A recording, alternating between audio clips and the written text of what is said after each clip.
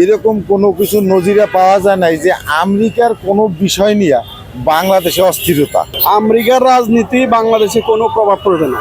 রাজনীতির জন্য কোনো প্রভাব ফেলবে বলে আমার মনে হয় না।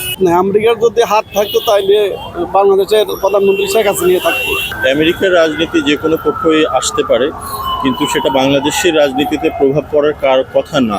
কারণ বাংলাদেশের রাজনীতি তো নিয়ন্ত্রণ করবে বাংলাদেশের সরকার, এবং সেই বাংলাদেশের সরকার যদি যে কোনো সিদ্ধান্তে, যেমন কমলা হ্যারিস যে সিদ্ধান্ত নিত সেই সিদ্ধান্তের বিষয়ে যেরকম তাদের মতামত থাকার কথা, ডোনাল্ড ট্রাম্পের বিষয়েও মানে বাংলাদেশের স্বার্থে তারা ঐক্যমত থাকবে, একই সিদ্ধান্তে থাকবে।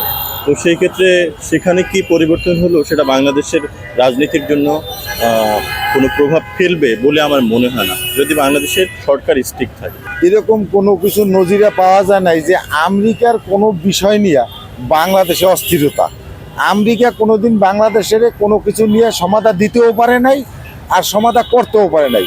শুধু মুখে এক কথা বলছে, কাজে করছে অন্য কথা, কাজে অন্যটা দেখাইছে।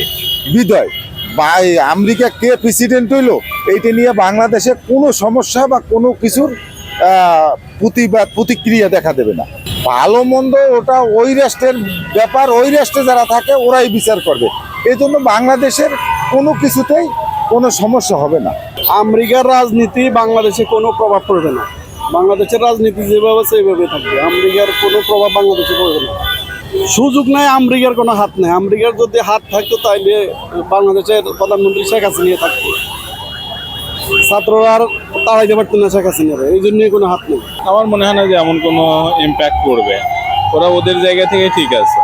আমার কাছে মনে হচ্ছে যে শেষ পর্যন্ত আগেও যেটা হতে পারতো এখনও সেটাই হবে। ট্রাম্প হলেও যা, কমলা হ্যারিস হলেও তাই, আমাদের জন্য আহামরি এমন কোনো চেঞ্জ। রাজনৈতিক ধারা যেটা চলমান এটা ওইভাবেই চলবে, কারণ ওদের দেশের পররাষ্ট্রনীতি কিন্তু চেঞ্জ হয় না, যেটা অন্যান্য কান্ট্রিতে হয়ে থাকে। তবে এটা নিয়ে খুব মানে ওয়ার্ড হওয়ার কিছু নেই যে আসলে অনেক কিছু হয়ে যাবে, হওয়ার কথা ছিল হবে না, এরকম না। যেটা ধারা অনুযায়ী হচ্ছিল এটা ওইভাবেই হবে। তো চেঞ্জ আর চেঞ্জ না হওয়ার কিছু নেই। মানে একজন হওয়ার কথা ছিল, হয় নাই, ডোনাল্ড ট্রাম্প হয়েছে, এটা হবে না, এরকম না। ওদের রাষ্ট্রের যে ধারা ওটা অব্যাহত থাকবে, তবে একজনের নীতি আর নৈতিকতা এক এক রকম হয়ে থাকে, এটা আমরা জানি স্বাভাবিক। আমাদের দেশের যে রাষ্ট্রনায়ক যে থাকবে সে যেভাবে চালাবে, আমাদের নীতি বা রীতিতে বা আমাদের বাংলাদেশের যে প্রেক্ষাপট মানে হচ্ছে আপনার সংবিধান অনুযায়ী চালায়, সেইভাবেই চলবে।